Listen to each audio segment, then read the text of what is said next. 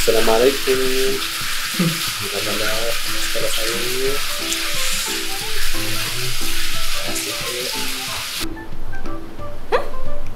Assalamualaikum. Assalamualaikum.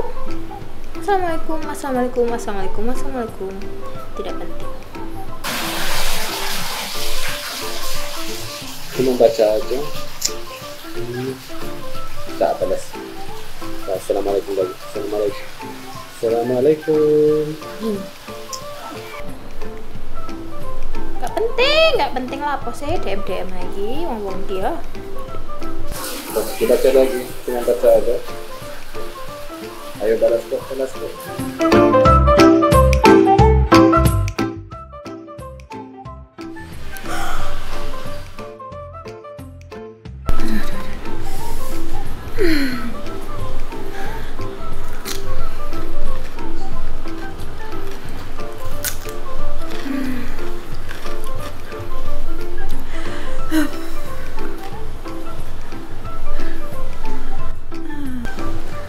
Istriku,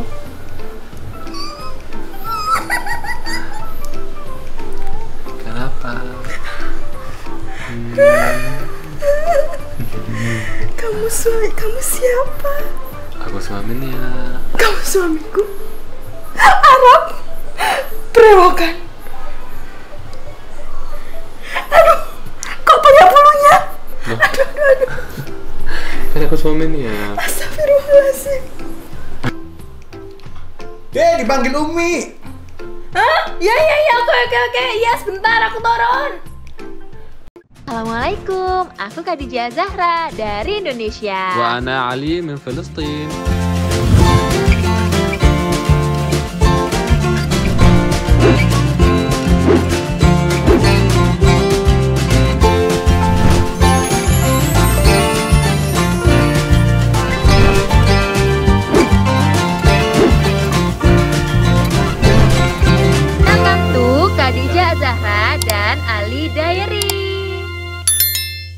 Assalamualaikum warahmatullahi wabarakatuh. Welcome back to Khadijah Zahra dan Ali Diary.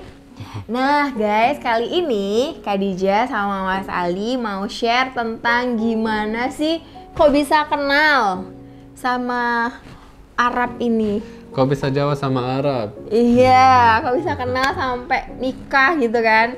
Banyak yang tahu kan Khadijah kayaknya jarang banget mengekspos tentang cinta. Iya. Jadi ini banyak di request sama kalian yang kepo banget gimana kenalnya. Karena soalnya netizen banyak yang pengen, Mas. Ya, nanti kita cerita semuanya tentang cara bisa kenal, cara saya bisa tahu Khadijah dan bisa ketemu akhirnya. Cara bisa kenal. Ya. Kita ngajarin mereka gitu maksudnya? Iya. Enggak lah. Terus gimana harus namanya? Nah, oke. Gimana bisa ketemu, gimana bisa tahu Khadijah, terus akhirnya ketemu di Indonesia, terus saya ke sini juga. Iya, kalau gitu bener cerita, tapi bukan ngasih tahu caranya. Yang pertama, bagaimana pertama kali ceritanya Pak Ali bisa ketemu atau tahu Bu Sarah? Ceritanya gimana? Ini bertanya ke aku ya? Iya. Saya kenal Khadijah itu dari 2016. Saya masih ingat, saya pernah lihat Khadijah di Instagram, pernah juga kok bisa, waktu itu cuma saya kayak make up di Indonesia karena sebelum itu saya nggak pernah lihat make up di Indonesia yang tebal dan nggak luar biasa, tapi bagus, bikin cantik. Nggak luar biasa. Luar biasa. Bagus. Oke, nggak apa-apa. Terus? Intinya saya bilang kok bisa ada make up yang seperti ini di Indonesia karena di Arab belum ada. Terus saya kebom orangnya siapa, terus saya cuman ya kok bisa kayak make up kayak gini. Terus saya habis itu saya fokus sama kuliahku, nggak bisa chat sama Khadijah karena saya tidak berani untuk berusaha chat atau ketemu karena aku masih mau selesai kuliahku waktu itu. Terus saya selesai kuliah, pulang ke Palestina langsung. Terus di Palestina saya 1 tahun di sana, saya kerja, saya juga masih kepo Instagramnya, saya follow dari waktu itu, dari 2016. Terus waktu itu saya debat mahasiswa di Malang, alhamdulillah di Brawijaya, terus untuk lanjut S2. Jadi saya berani bisa berusaha dekat, chat atau apa aja sama Khadijah. Banyak yang cerita tentang Khadijah itu yang bikin aku kayak itu perempuannya baik, perempuannya care sama keluarganya, terus perempuannya dia care sama selalu jaga orang tua, jaga diri, nggak pernah jalan-jalan senang diri sama sendiri, nggak pernah senang sama diri sendiri, terus pasti cari bahagia untuk keluarga. Terus juga pernah cerita dia nggak suka main-main, nggak suka pacaran. Terus saya ikut Islam, dia selalu itu Allah nomor satu di hidupnya. Jadi saya juga waktu aku langsung buka Instagramnya langsung ada Allah dan Allah gitu tulisannya. Terus aku bagus banget itu, saya suka. Nah terus habis itu saya chat sama Khadijah di Instagram, saya DM. Terus habis saya DM Khadijah itu di DM, saya bilang Assalamualaikum. Loh, saya kira-kira nggak akan dibalas. Terus saya bilang Assalamualaikum lagi. Terus beberapa hari lagi nggak dibalas. Terus bilang Assalamualaikum lagi. Akhirnya loh dibaca, kok bisa dibaca? Jadi saya senang. Sebenarnya belum dibalas, tapi ya dibaca ya. Mungkin bisa dia tahu saya gitu. Jadi saya langsung chat. Saya Assalamualaikum, saya Ali dari Palestina. Pernah saya kemarin S1 di Solo, terus ini mau lanjut S2 di Malang. Apa saya bisa boleh kenal enggak? Saya juga ini. Terus langsung kirim foto-foto keluargaku. Biar dia juga sudah aman-aman gitu sama aku. Jadi rasa siapa ini, jadi dia tahu siapa ini. Bukan dia belum ketemu aku, belum tahu aku siapa. Jadi saya takut dia nanti nggak berani, nanti dia nggak percaya. Ya nggak percaya. Akhirnya aku chat, aku cerita, aku kasih tahu, aku kirim foto-foto di sana di Palestina. Tapi nggak pernah dibalas. Iya. Dirit aja. Terus akhirnya udah dibalas. Jadi awal kenal itu dari Instagram. Itu kenalnya juga nggak disengaja. Jadi ternyata Mas Ali ini udah ngeliatin Instagramku itu udah lama. Jadi dia tuh kayak ngechat Assalamualaikum. Pokoknya sering ngechat di DM. Tapi kan namanya DM kan kalau aku nggak ngefollow kan ada filternya. Jadi nggak selalu bisa kebuka atau bisa tahu kalau ada yang ngechat. Dan karena banyak sekali yang benar-benar setiap hari mungkin ada sekitar 100-an chat masuk di ribuan. Iya. Gitu. Jadi akhirnya waktu itu nggak tahu ya, mungkin ya namanya jodoh. Akhirnya aku buka lah DM-nya. Assalamualaikum. Nah aku tuh belum balas Assalamualaikum, aku belum balas sama sekali. Tapi aku masukin ke primary. Jadi aku masukin ke kolom utama. Jadi aku masukin ke kolom utama biar kalau misalkan ada DM lagi aku bisa nge-read gitu loh. Nggak ngerti kenapa kok ada kayak pengen baca aja gitu loh. Jadi waktu aku buka Assalamualaikum, terus aku langsung masukkan ke kolom utama, jadi ke DM yang utama itu. Kamu kan Assalamualaikum. Yeah. Akhirnya aku balas. Terakhir aku masukin dulu ke kolom utama. Habis itu karena kamu Assalamualaikum terus, waktu itu kan kalau udah masuk ke kolom utama itu di-read kan. Kalau misalkan aku baca, Mas Ali bisa lihat, read, dilihat gitu kan. Nah itu aku selalu nge-read, lama-lama loh kok di-read gitu. Terus akhirnya aku bales Waalaikumsalam gitu. Terus habis Waalaikumsalam, Mas Alinya masih ngechat terus ya kan Mas. Mungkin karena Mas Ali tahu aku nge-read, pokoknya setiap apa yang dia chat ketika aku buka itu kan ada tulisannya dilihat gitu kan. Nah Mas Ali itu selalu ngechat panjang kayak Assalamualaikum, perkenalkan aku Ali dari Palestina gitu. Terus kirim foto-foto. Itu belum kubalas, cuman kubalas Waalaikumsalam gitu aja. Kirim foto-foto ibu, ayah, kakak, rumahnya difotoin. Wah semuanya waktu kecil itu difotoin, jalan-jalan di Arab difotoin, pokoknya difotoin, dikirim ke aku semua. Halo aku Ali, aku dari Palestina, cita-cita semuanya. Ini ibuku, aku tinggal di Palestina gini-gini. Aku tuh kayak ini orang ini nggak apa-apa, kenal enggak, udah ngirim foto-foto kayak gitu. Jadi Mas Ali tuh kayak pengen memperkenalkan diri kalau ini bener aku tuh kayak hidup di dunia ini gitu loh. bukan halusinasi. Jadi bener-bener ada. Jadi dia ngirim foto-foto, terus dia sering ngechat di DM. Tapi aku tuh nggak pernah balas, cuman kayak kurit aja. Tapi aku ada perasaan kepo, pengen tahu. Terus dia tuh juga minta nomor HP, bisa minta nomor WA nggak? Mungkin bisa chat enak di WA gitu. Kenal aja enggak? Ini orang dari mana?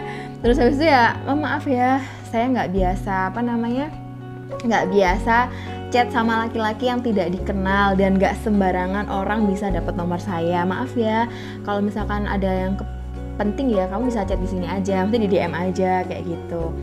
Jadi Gimana dulu perjuangan? Pak Ali kan posisinya ada di Palestina. Jadi kenapa memutuskan datang ke Indonesia? Ya kan saya setelah dibalas, sebenarnya belum balas panjang, cuma balas sedikit-sedikit. Makanya juga saya Penasaran? saya takut juga kayak kan belum ketemu saya di Palestina, posisinya masih di Palestina, jadi saya takut nggak dipercaya. Jadi akhirnya saya berusaha, aku harus berjuang bisa ke sini ke Indonesia cepat sekali. Yang paling cepat biar bisa ketemu dan buktikan kalau saya bukan lagi main. Saya memang kalau berusaha saya serius, memang kalau jodoh ya alhamdulillah gitu juga. Di sana berusaha sama kampusku, sama Brawijaya, ayo dengan cepat sekali apa debat mahasiswanya, gimana, kapan berangkat. Saya selalu tanya-tanya sampai mereka sampai dimarahin, kenapa kamu buru-buru, kenapa kamu cepat sekali kayak gini berangkat ke sini. Tapi saya diam aja, saya nggak mau bilang kenapa sebenarnya. Kalau saya berangkat sendiri gimana sih ke Indonesia? Soalnya kan saya mahasiswa, jadi saya tiketnya juga dari Brawijaya. Terus saya bilang, gimana kalau saya aja yang berangkat ke sana dulu pakai uang saya gitu. Terus katanya ya nggak apa-apa kalau mau dulu. Terus langsung saya pesan tiket, terus langsung berangkat. Saya Khadijah ini saya mau benar-benar ke Indonesia. Katanya, iya benaran loh, benaran nggak gitu. Saya, iya benar ini insya Allah saya sudah pesan tiket mau ke Indonesia. Saya kirim tiket ini tapi masih belum dipercayakan. Terus saya sudah berangkat ke Jordan, kan untuk lewat Jordan ke Indonesia, nggak bisa langsung lewat Palestina. Ke Jordan dulu, saya sudah di Jordan, terus saya ke Jakarta, terus habis itu di Malang. Saya datang ke Malang, langsung saya ke rumahnya dari pertama hari datang ke Indonesia. Pertamanya Bu Sarah ketemu Pak Ali. Oke. Nah, kalau dari aku sendiri, aku tuh sebenarnya waktu Mas Ali ngechat aku di DM, itu tuh bener-bener aku tuh kayak nggak nyangka dan masih nggak meyakini kamu itu bener-bener real gitu loh Mas. Kayak kamu tuh stranger, kamu tuh orang nggak dikenal gitu lah ya. Terus kayak nggak bener-bener kayak ini beneran datang nggak sih? Soalnya dia tuh bener-bener ngechat terus tiap hari, ngechat kayak aku mau ke Indonesia, aku dapat beasiswa, aku mau ke rumah kamu, aku mau ketemu ibu kamu, mau ketemu Abi, mau ketemu Umi, mau kenalan. Terus kayak ini nggak apa-apa orang ini, bener-bener kayak gak kenal gitu loh, tiba-tiba mau ke rumah, mau silaturahmi ketemu Abi sama Umi. Hello, kita tuh nggak pernah ada hubungan dan nggak gimana-gimana gitu loh. Tapi dia itu kayak bener-bener ngechatnya tuh ngebet banget, pengen ketemu pokoknya, sampai bilang gini, panggil kan Khadijah bisa nggak percaya sama Ali kalau Ali beneran niat yang baik sama Khadijah. Please ketemu dulu aja. Kalau misalkan Khadijah lihat Ali bagus, bahasanya itu bagus, bukan cocok gitu ya. Kalau Khadijah lihat Ali bagus, ya nggak apa-apa, kita bisa silaturahmi lagi. Tapi kalau misalkan ketika Khadijah lihat Ali nggak bagus, ya nggak apa-apa, Ali nggak akan deketin Khadijah gitu kan. Pokoknya intinya kayak lihat dulu please gitu. Terus habis itu aku udah di Malang gitu. Hah? Loh, beneran loh? Jadi masih nggak percaya sampai akhirnya dia itu nyampe depan rumah. Dan aku tuh nggak ngasih alamat guys, nggak ngasih alamat. Jadi dia ngeliat di map. di map bio Instagram. Jadi di bio Instagram itu kan juga ada. Terus juga kalau kalian ngetik di Google kayak Koka Professional Wedding itu keluar gitu. Jadi dia ngeliat di map untuk ke rumah aku tuh tiba-tiba datang. Dan aku tuh sebelumnya udah ngomong Umi sih biar nggak kaget. Ini kalau beneran datang beneran gimana ya? Aku ngomong sama Umi, Mi ini ada orang Arab gitu Mi, orangnya dari Palestina. Aku juga belum kenal sih gitu. Tapi orangnya itu mau ke rumah katanya mau silaturahmi gitu. Saya kena, iya Mi beneran gitu. Ya nanti orangnya datang Umi yang nemuin gitu. Iya nggak apa-apa Mi gitu. Terus langsung datang ke rumahnya, terus ditemui Umi. Di DM itu sempat ada percakapan, dia tanya kriteria suami gimana. Di DM ini belum ketemu ya.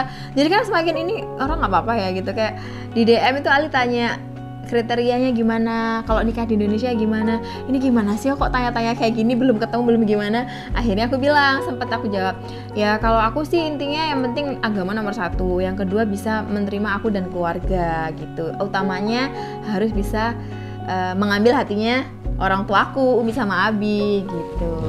Jadi dia udah mulai deg-degan ketemu sama Umi, sampai akhirnya Ali udah nunggu bilang kalau Khadijahnya mana, aku nggak keluar gitu. Terus habis itu aku dari atas, karena aku tuh kayak Dek gitu, kayak ini loh Ali gitu.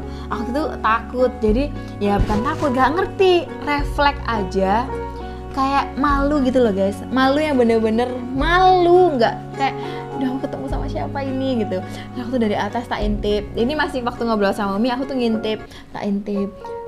Ya Allah, harap temenan nih. Loh ya Allah, berwewo ya Allah.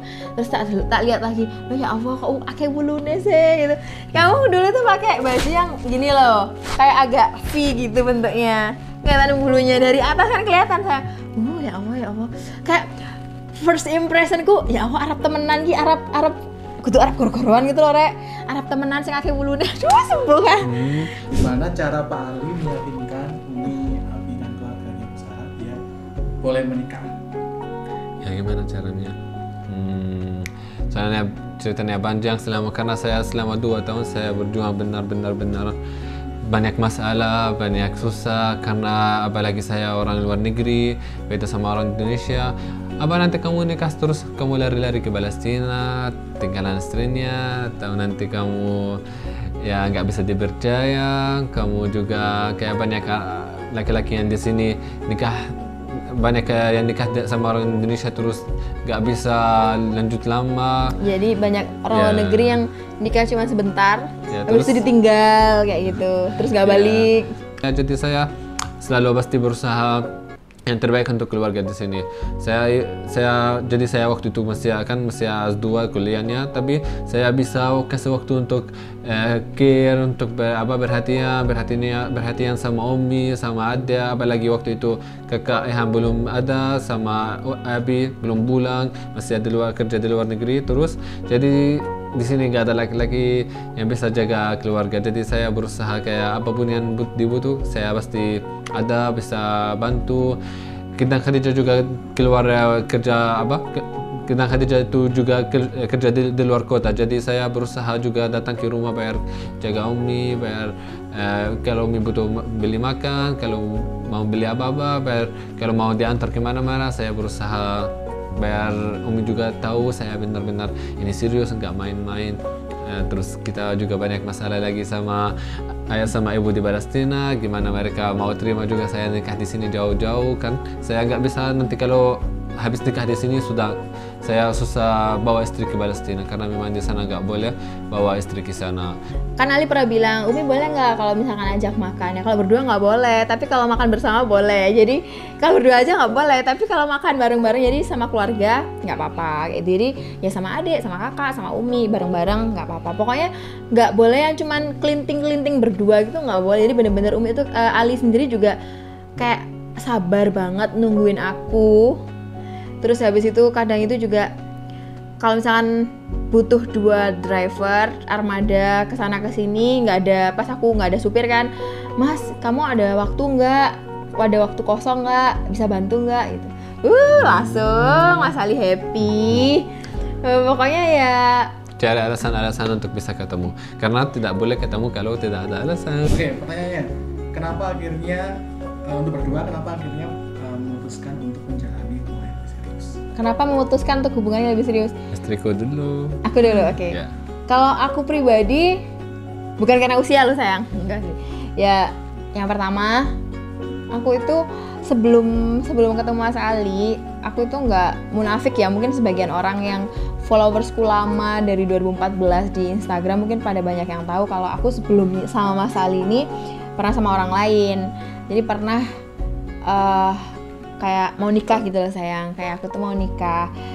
ya di 2018 itu kayaknya. Ya di 2018 itu kita mau nikah di bulan Juni. Terus habis itu ternyata karena ada permasalahan keluarga yang nggak bisa terselesaikan, akhirnya cancel di bulan ya itu 2018 itu. Terus ya udah akhirnya bulan Februari atau Maret nggak cancel nikahnya. Ya udah aku merasakan sedih, kayak ya sedih, kecewa. Terus Memang juga gak jodohnya, alhamdulillah saya jodohnya.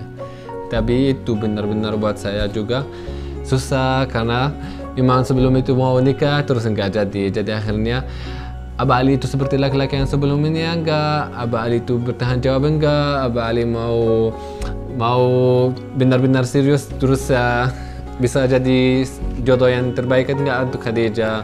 Jadi itu juga banyak compare, banyak susah. Gimana Ali bisa enggak seperti laki-laki yang kamu mau? Terus akhirnya itu bikin aku lebih susah karena dia pernah kecewaan dulu. terus dari kata-katanya, dari bahasanya, dari semuanya tuh bikin aku kayak orang ini baik kayak gitu. Terus baik banget dan dia tuh sosok laki-laki yang nggak biasa karena menurut aku dia tuh bener-bener jaga banget. Jadi sepanjang aku kenal umiku sestreng itu, jadi bener-bener yang sangat menjaga aku, protektif lah istilahnya, protektif banget. Dia tuh sabar banget dan bisa ikut alurnya umiku. Yang mungkin sampai pegawaiku tuh bilang kayak gini, paling aku ada di wong lanang gitu ya, paling aku jadi laki-laki gitu ya, ambek Bu Zara aku mau, loh kenapa kamu nggak mau sama aku? Ribet lah, kenapa ribet ambek keluarga nih, maksudnya kayak sama umiku sama abiku tuh kayak persyaratannya tuh tinggi kayak gitu, begini harus ini dan itu. Tapi Ali ini bener-bener bisa meyakinkan aku. Akhirnya ya dari mulai perjalanan itu, dari aku ngelihat sikapnya Ali, Masya Allah juga, sholatnya nggak putus. Terus habis itu juga ngajarin ngaji. Aku tuh ngajinya gerotal-geratul guys, jadi kalau ngaji tuh aku nggak terlalu lancar kayak gitu. Terus dia tuh kayak kalau misalkan sering, ayo Amira hafalan yuk kayak gitu, ayo Amira hafalan yuk kayak gitu. Ya udah aku hafalan. Jadi ya benar, laki-laki yang baik untuk wanita yang baik, insya Allah ya sayang ya kayak gitu. Memang kayak mimpinya kita berdua sama, jadi kita bisa aku debat jodoh yang baik, terus bisa bangunan hidupnya ke depan, masa depan itu bisa dibangunan bersama, mulai dari rumah, mobil atau apapun. Kita pasti pengen itu saya dengan nikah sama jodoh yang terbaik, biar saya juga dia semangat sama aku, bisa debat semua kita wish, dia ada wishnya, aku ada wishnya, bisa kita bangun yang berdua. Insyaallah. Ya alhamdulillah, pokoknya aku alhamdulillah ya Allah, rezeki itu nggak cuman uang guys. Kita ketemu sama orang yang baik, orang yang sayang sama kita, orang yang bisa mengerti kita, itu lebih dari segalanya kayak gitu. Terus yang terakhir ya,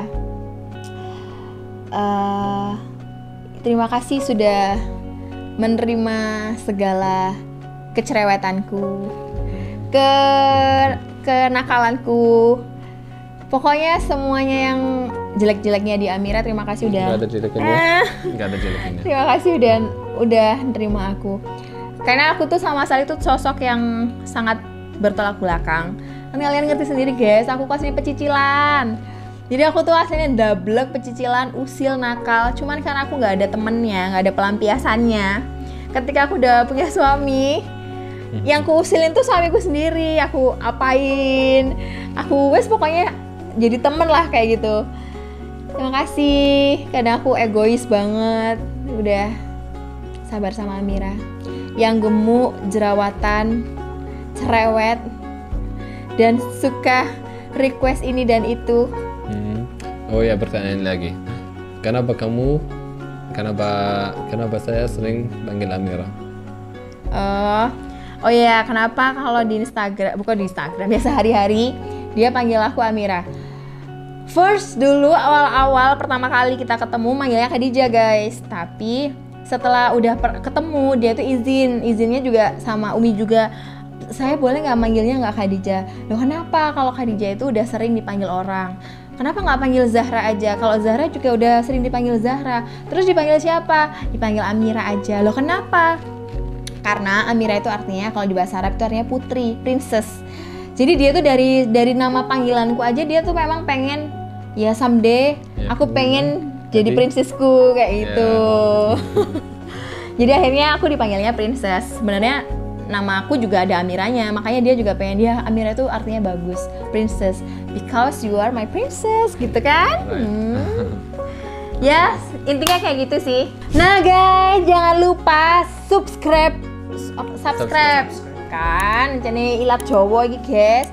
Jangan lupa subscribe, like, dan komen. Insya Allah aku juga akan bikin next video tentang wedding aku, jadi review vendor wedding dan konsep wedding aku gimana, dan BTS, jadi behind the scene-nya pernikahanku, riwehnya, marah-marahannya dan lain-lainnya itu nanti ada di video BTS-nya. Jadi kalian lihat video selanjutnya, makanya kalian harus subscribe biar kalian gak ketinggalan video dari kita. Jangan lupa komen juga dan kasih saran mau kita video tentang apa, ada juga. Like kan guys, aku semangat. Oke, bye-bye.